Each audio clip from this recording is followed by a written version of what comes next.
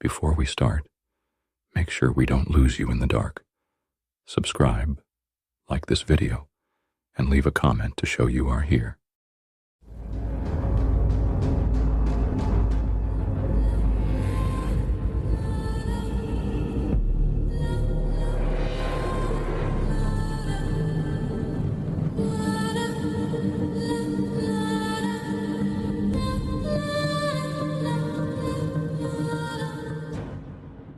I'm used to stopping at all sorts of places.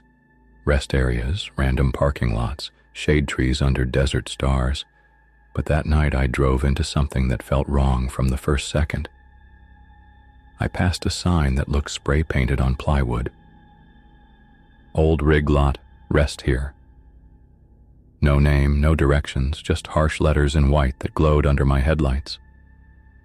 I slowed and pulled in. The gravel crunched like dry bones as I parked between two silent rigs that stared back at me with hollow headlights. I shut off the engine and the desert went quiet. Too quiet. No cicadas, no wind, not even a breeze stirring empty cans. I grabbed my flashlight and stepped out. The rigs were abandoned, or they looked like they had sat untouched for years, but they didn't feel abandoned. The metal felt warm, almost pulsing, like the yard was watching me. I walked between them, checking VIN plates and license tags knocked unreadable by rust. And I realized they were from companies that had shut down decades ago. Yet everything else looked fresh, chains still hanging, fuel hoses coiled. The dirt under a cab still showed recent tire tracks. I swallowed hard, felt the weight of midnight settle into my gut, and flicked on my CB just to hear something, anything. It clicked once, then came alive with static. I leaned in closer, heart pounding, and caught a whisper. Faint, distant, but urgent, like someone inside the yard was calling out. I almost answered. I almost went deeper. But first, I'd rest for a few minutes, just until I forgot where I was. Except I never did.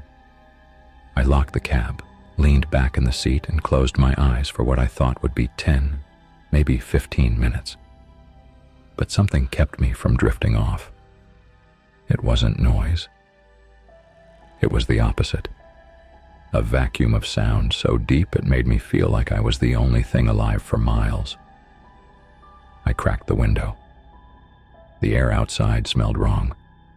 Not foul, just out of place, like old oil, wet copper, and burnt rubber mixed into something that didn't belong in the desert. I checked my phone.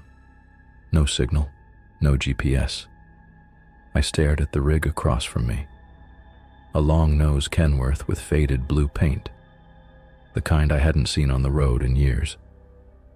Its cab door was slightly ajar, just enough to make the shadows inside seem too thick. I got out again, restless, flashlight in hand, and walked toward it. As I got closer, I noticed the inside was stripped clean. No seat cushions, no dash, not even wires. Just bare steel and dust. But it wasn't empty. Carved into the metal behind the wheel was a message, scratched deep by hand.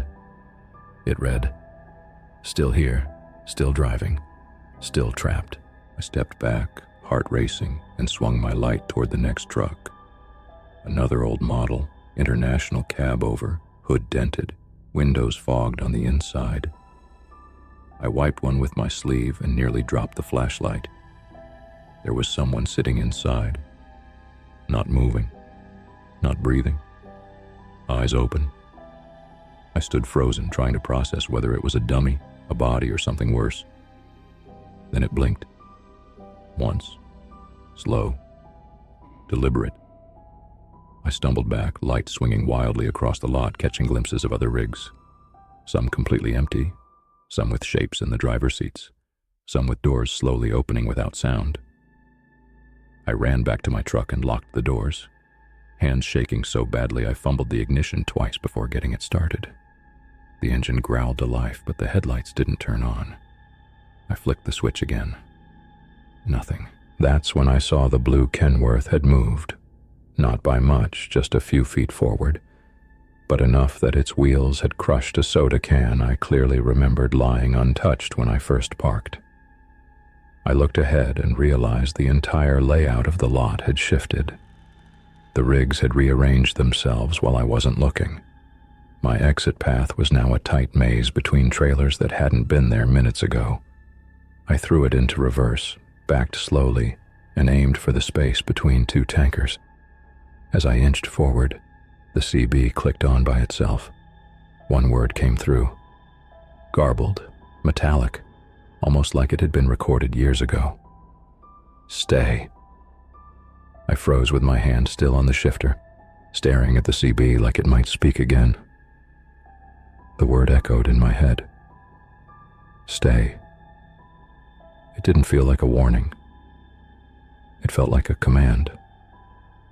I turned off the radio, tried to breathe, and looked back at the maze of rigs now surrounding me. I eased forward through the narrow path, metal trailers looming on both sides like the walls of a moving coffin.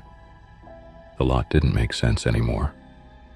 What had been a few scattered rigs now looked like a full yard, row after row of old trucks positioned perfectly, deliberately, like someone or something had parked them with purpose. And they were too clean.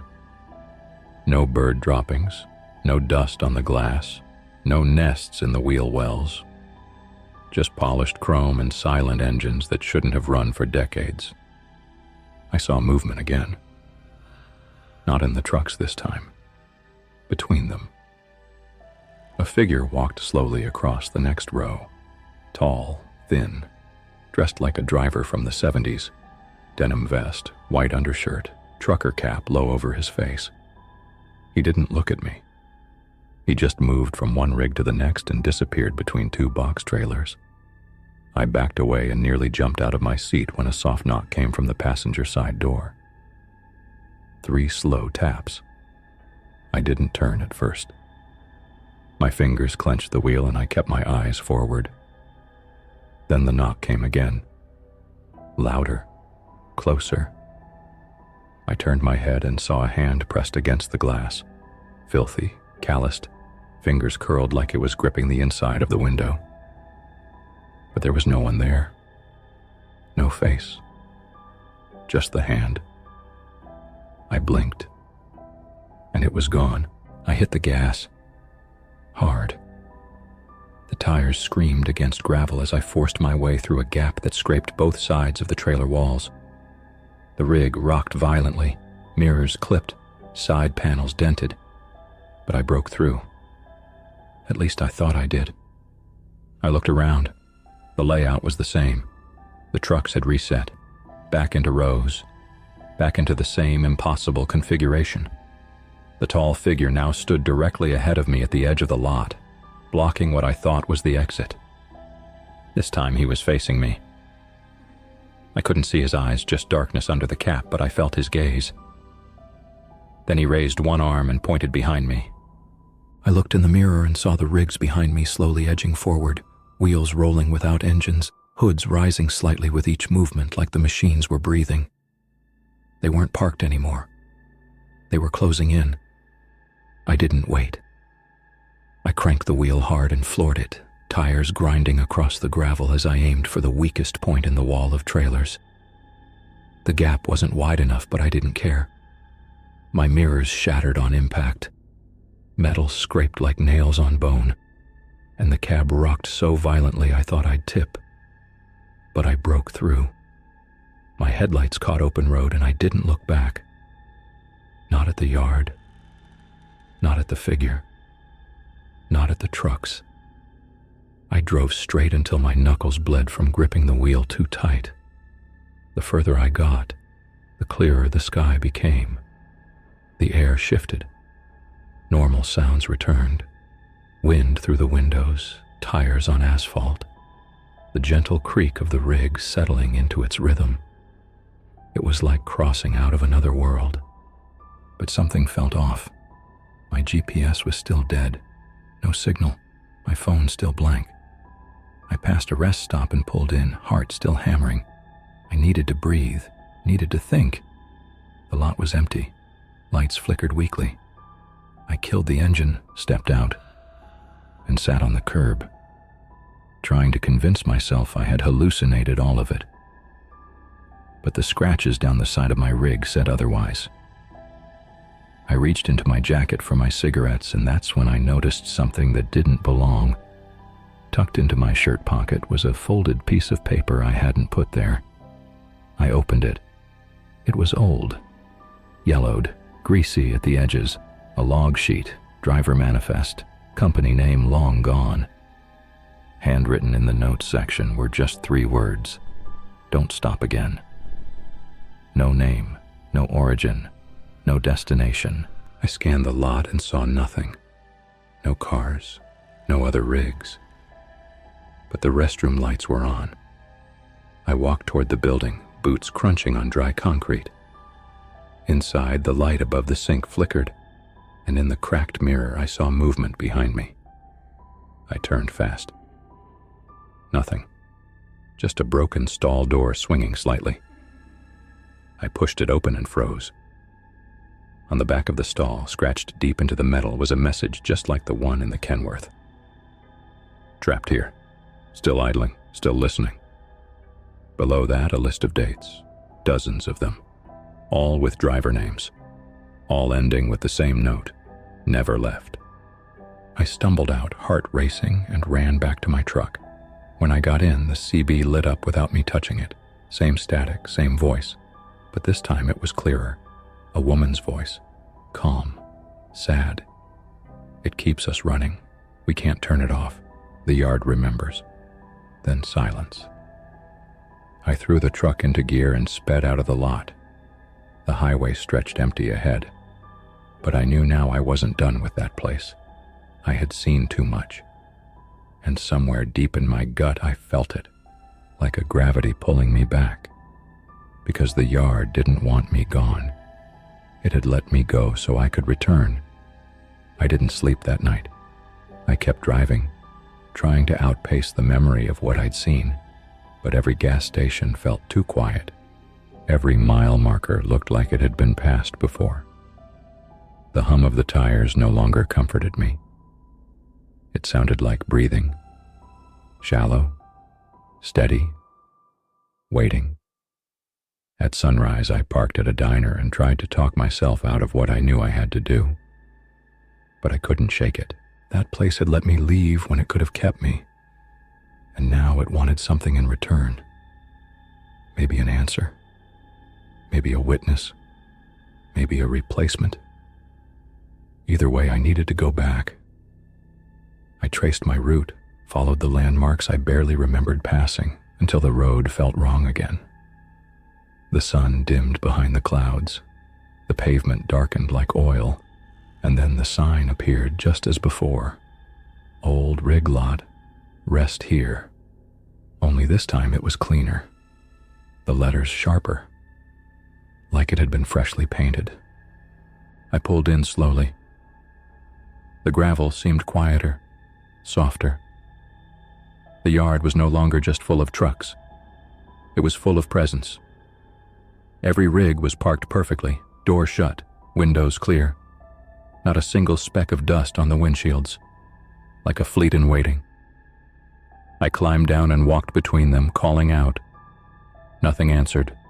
Not the CB, not the radios, not the machines. But I could feel them, watching, listening, breathing. I stopped at the same Kenworth and looked inside. The scratch marks were still there. Still here. Still driving. Still trapped. But now, below that, another line had been added. He came back. I stepped away, heart thudding so hard it echoed in my ears. My flashlight flickered. The batteries were new, but the beam pulsed like it was struggling to stay real. I moved between the rows, drawn toward the center of the yard, and there I saw it, a trailer unlike the others. Black, sleek, no markings, no cab, just the box itself sitting dead center, surrounded by nothing but open space. The air around it shimmered like heat, but the wind was ice cold.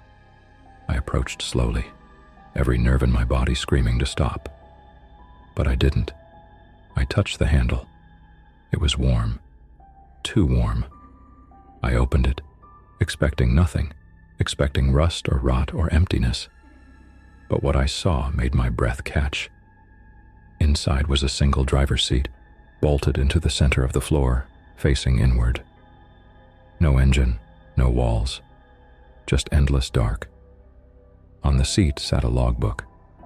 I stepped in, took it, and opened the first page. The handwriting was mine. I stared at the logbook in my hands, fingers trembling as I flipped through the pages. Every line was filled in. Each entry listed my name, my truck's ID, and dates I had never written. Routes I never remembered taking. Destinations that didn't exist. They stretched back years, decades even, as if I had been coming to this place over and over without knowing. On the final page, one sentence had been written in red ink, almost like blood had soaked the pen. "You always return. Now drive."